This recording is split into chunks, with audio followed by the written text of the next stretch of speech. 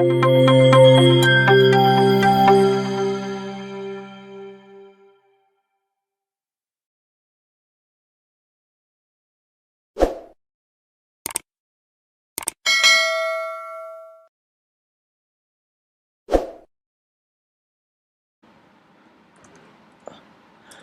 what is an LVS operator and what does it do here? So previously we have seen printing the variable ABC here. So when you try to print this, of course you will be getting null here because we have specified null here. And previously we have seen a safe call ways of how to print the null condition and how to avoid it.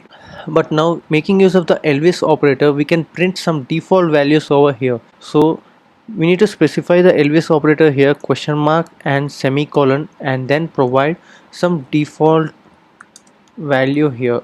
So whatever it might be, if it is an integer, you can provide some 0 or whatever the number you want to be declared as a default value, and in the same case in the strings also you can provide some default cases.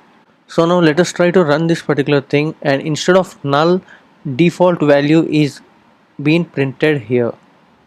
So yes, the LVS operator is being declared by a question mark and semicolon here.